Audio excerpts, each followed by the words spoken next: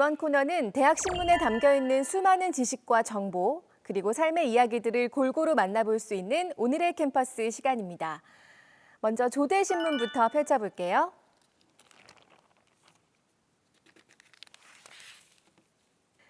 네, 4면에 실린 기획기사인데요. 제목이 밈, 장난을 넘어 문화로 정착하다입니다. 허수현 기자가 썼네요. 밈은 영국의 생물학자 리처드 도킨스가 책에서 사용한 용어로서 유전자처럼 개체의 기억에 저장되거나 다른 개체의 기억으로 복제될 수 있는 비유전적 문화 요소 또는 문화의 전달 단위이다. 쉽게 말해 생물학적 유전자처럼 문화의 전달 과정에서 중간 매체의 역할을 하는 것이 밈이다.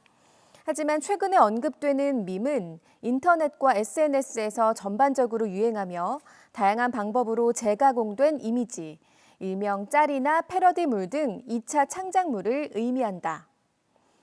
밈은 SNS와 유튜브 등에서 온라인 놀이 문화가 새롭게 형성되면서 크게 발달했다.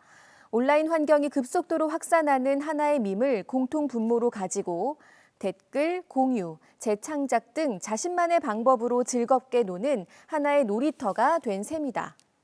밈이 본격적으로 우리 생활 속에 깊이 들어온 것은 스마트폰이 등장한 뒤이다. 밈은 세계적인 규모의 동영상 공유 플랫폼 유튜브와 전 세계 사람들의 관계망이라고 할 수 있는 SNS의 폭발적인 성장과 함께 더욱 규모가 커졌다. 뉴 미디어 환경으로의 변화는 밈을 문화로 정착시키는 가장 결정적인 계기가 됐다. 이렇게 밈에 대한 기본 설명과 유래에 대해서 짚고 나서 기사는 밈을 통해서 미디어 소비의 변화상을 읽을 수 있다고 말하는데요. 어떤 변화인지 그 대목을 적은 글을 함께 읽어볼게요. 과거에는 주요 이슈나 관심거리 대부분이 텔레비전에서 생산됐다. 당시 뉴미디어는 방송의 클립 영상을 반복적으로 볼 수 있는 시청 수단에 불과했지만 미디어 소비 판도가 뒤집히면서 이야기는 달라졌다. DMC 미디어는 작년에 처음으로 PC와 모바일 인터넷 사용량의 합이 텔레비전 시청 시간을 앞질렀다고 전했다. 오히려 기존 미디어가 온라인에서 유행한 밈들을 가져다가 방송의 소재로 삼고 그런 밈 관련 방송을 재편성한다. 텔레비전은 점차 밈을 통해 얻은 화제성을 이어가는 수단이 되고 있다. 텔레비전 프로그램에서의 유행이 밈으로 배포되는 하향식 구조에서 밈을 대중들이 제작하고 방송이 가져다 쓰는 상향식 구조로의 변화는 미디어 소비 행태와 역할이 변하고 있다는 주장의 근거가 된다. 이렇게 획기적인 문화의 변화를 가져왔지만 밈이 갖고 있는 문제점들이 사회에 적잖은 파장을 불러오고 있기도 하죠. 기사는 그런 문제를 이렇게 짚고 있습니다. 정치 성향 사이트나 우월주의 연대에서는 특정 인물이나 집단을 희화화하고 비난할 목적으로 밈을 이용한다. 이렇게 만들어진 밈이 대중 사이에 알게 모르게 퍼지면서 문제를 일으키고 있다. 공영방송에서 잘못된 자료 화면이나 특정 인물을 비하하는 자막을 사용한 것 역시 이런 잘못된 밈들에서 비롯된 것이다. 잘못된 밈의 무분별한 확산은 그 인물과 집단에 대한 편협한 인식을 재생산한다. 그렇게 계속 밈들이 재창작되면서 생긴 편견은 마치 원래 그랬던 것처럼 굳어버린다. 저작권도 밈 열풍 속에서 떠오르는 문제 중 하나이다. 밈을 구성하는 사진, 영상, 이미지 등이 창작성이 인정되는 저작물이라면 저작권 보호의 대상이 될 수 있다. 따라서 독창적인 밈을 상업적으로 이용하거나 무단으로 게시하면 당연히 저작권 침해가 된다. 하지만 많은 기업에서 밈을 마케팅과 광고에 활용하면서 저작권 문제가 지속해서 발생하고 있다. 처음에 단순한 장난으로 시작된 밈일지 몰라도 이제 밈은 하나의 문화가 됐다. 밈과 함께 등장한 새로운 문제들을 사회적으로 잘 해결해 나가면서 유익한 밈 문화를 꽃피울 수 있기를 바란다. 계속해서 카이스트 신문으로 넘어가 볼게요. 코로나 시대에 모두가 관심을 가질 만한 제목이 눈에 들어오는데요. 백신을 미리 만들 수 있을까? 솔깃하시죠? 코로나를 예방할 수 있는 백신이 빨리 나왔으면 좋겠다고 말하는 분들 정말 많은데요. 자, 오유경 기자가 의과학대학원 신해철 교수의 강연, 미래 인류에게 나타날 신종 바이러스에 대한 백신을 미리 만들어 놓을 수 있을까를 일부 소개한 기사입니다. 기사를 읽으면서 궁금증을 좀 풀어볼까요? 신 교수는 강연 주제에 대한 답 중 하나로 현재 진행 중인 T세포 관련 연구를 제시했다. T세포는 체내의 바이러스에 감염된 세포를 죽이는 역할을 한다. T세포는 감염 자체를 막아주지는 못하기 때문에 백신 개발에 있어서 크게 주목받지 못했다. 그러나 바이러스에 감염되었을 때 감염된 세포들을 효율적으로 제거해 바이러스로부터 빨리 나을 수 있게 도와준다. 또한 바이러스의 돌기 단백질이 아닌 내부 단백질을 표적으로 하므로 좀 더 폭넓은 바이러스에 대한 대응이 가능하다.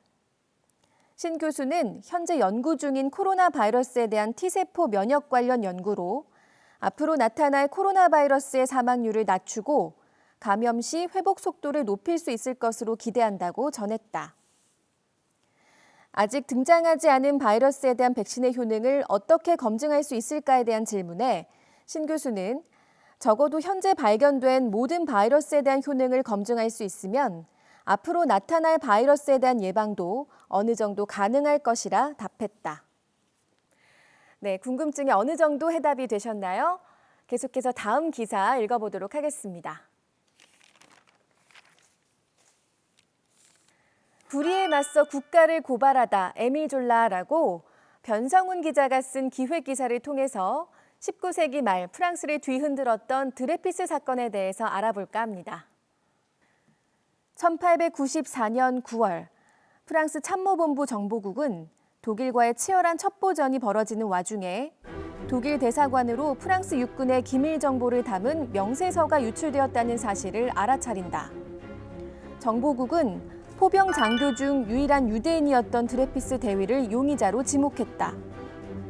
자백을 유도하는 가혹한 신문에도 불구하고 드레피스는 자신의 결백을 주장하였으나 명세서에 쓰인 필적의 유사성을 근거로 참모본부는 드레피스의 계급을 박탈하고 그를 프랑스령 기아나의 악마섬으로 유배 보냈다. 이 과정은 드레피스가 유대인이라는 점으로 인해서 매우 불공정하고 부당하게 진행됐는데요. 증거가 불충분하고 의문점이 많은데도 결국 드레피스는 굴욕적인 강등식을 당한 후 유배되었다고 합니다. 하지만 반전이 일어납니다. 1896년 새 정보국장으로 취임한 조르주 피카로 소령이 드레피스가 사건의 범인이 아니며 에스테르하즈 육군 소령이 명세서를 작성한 사람임을 암시하는 문서를 찾아내 상황이 반전된다. 피카르 소령은 이를 육군의 순회인 비유 장군에게 즉각 알렸으나 이전 판단에 대한 잘못을 인정할 생각이 없었던 군 수뇌부는 증거를 은폐한다. 동시에 피카르를 사건에서 배제하기 위해 튀니지로 좌천시키고 종국에는 그를 기밀 누설죄로 체포했다. 하지만 이 사건은 일파만파 퍼졌고 사건을 재심해야 한다는 주장과 재심을 반대하는 세력의 갈등이 첨예하게 대립했는데요. 결국 재심 청구는 기각됐고 드레피스를 옹호하던 지식인 세력이 격분했다고 합니다. 이때 오늘 기사의 제목에 등장한 에밀 졸라가 등장하는데요. 그 대목을 읽어보도록 할게요. 프랑스의 문호 에밀 졸라는 문학신문 로로르지에 나는 고발한다라는 제목으로 대통령에게 보내는 편지를 기고했다.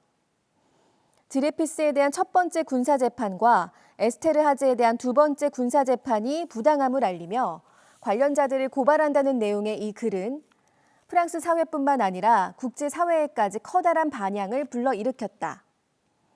에스테르하즈 소령의 무죄 판결로 서서히 식어가던 드레피스 재심 청구 운동이 다시 불붙은 한편 프랑스 국내외의 수많은 지식인이 졸라의 고발에 찬사를 보냈다.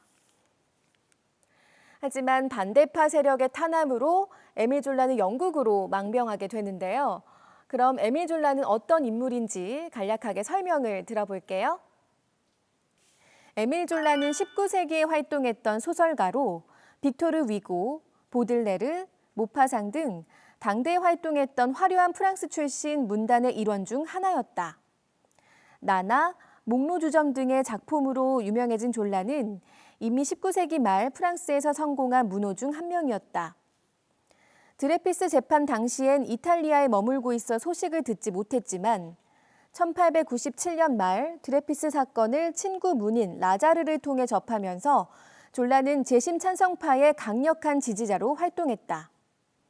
하지만 프랑스 정권은 그를 눈엣 가시로 여겼고 나는 고발한다 기고 이후 법정에서 유죄를 선고하고 이전에 수여된 레지옹 도네르 훈장을 바탈한다. 고발로 인해 치른 대가는 비단 명예에만 국한되지 않았다.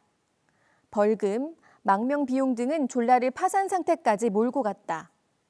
졸라의 망명을 두고 당당히 체포에 응했어야 옳다는 등 의견이 분분하나 진실을 밝힌 죄로 가혹한 대우를 받았음은 분명했다. 1898년 8월 드레피스와 에스테르하즈 재판에서 증거 조작을 감행했던 앙리 소령이 자살하고 에스테르하즈가 영국으로 도주하면서 나는 고발한다가 일으킨 파급력은 절정에 달한다. 결국 군부, 재심 반대파, 정권은 드레피스의 재심을 요구하는 목소리에 밀려 원심을 파기하고 재심을 결정한다. 하지만 드레피스 측의 완벽한 승리로 이어지지는 못하고 재심에서 다시 유죄가 확정되지만 사면을 하는 방식으로 사건이 일단락됐습니다. 이 사건은 왜 이렇게 역사적으로 유명한 사건이 됐을까요? 그 의미를 짚어본 부분을 읽어볼게요. 드레피스 사건은 표면적으로는 한 유대인 장교의 비극에 불과할지 몰라도 유럽 역사의 흐름에서는 주요한 전환점이었다. 프랑스는 드레피스 사건을 거치면서 왕정파, 귀족, 비합리적 종교주의자와 같은 과거 봉건주의의 유산과 결별할 수 있었다. 독일과의 전쟁에서 진 충격으로 인해 프랑스 군중 사이엔 군부를 숭상하는 분위기와 국가의 힘을 위해 개인이 희생해야 한다는 내셔널리즘이 만연했고 진보적 정치인의 세력이 약해진 틈을 타 과거를 그리워하는 세력들은 반유대주의 정서를 내세워 국민을 선동했다. 드레피스의 억울함이 밝혀지며 프랑스는 비정상적이던 군중의 불안감을 환기하고 동시에 봉건사회에 대한 향수를 청산했다.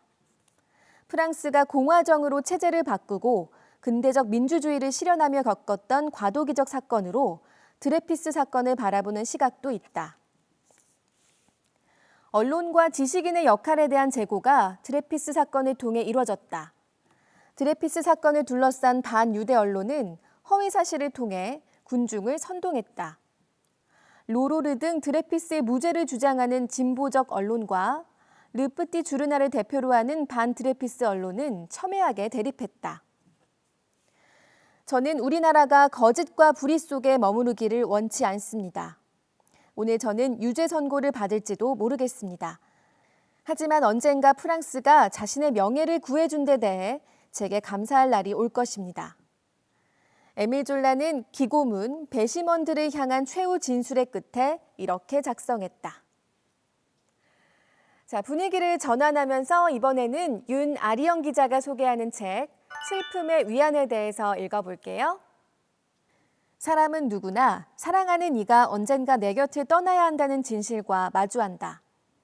특히 사별의 경우 이별의 기간은 평생이 된다. 죽음은 늘 천천히 그리고 확연하게 다가오고 있지만 우리는 애써 이를 부정하고 있을 뿐이다. 남겨지는 것보다 떠나는 것이 더 쉽다는 가수 데이브 매슈스의 말처럼 남겨진 사람은 떠난 사람의 흔적을 정리해야 할 뿐 아니라 그 사람이 없는 일상을 살아가야 한다. 그러나 우리는 슬픔을 드러내길 꺼리는 문화 속에 살고 있기 때문에 죽은 이를 언급하기보다는 침묵한 채 고립되는 쪽을 택한다. 론 마라스코와 브라이언 셔프의 저서 슬픔의 위안은 남겨진 사람들이 고립되었다고 느끼지 않도록 그들의 감정을 공유하고 위로하기 위해 쓰인 책이다. 치유할 수 없는 이별의 상처를 겪은 사람들이 이 책을 통해서 위안을 얻을 수 있을까요? 책 속에 조금 더 읽어볼게요. 슬픔은 숭고하고 가치 있는 감정이다.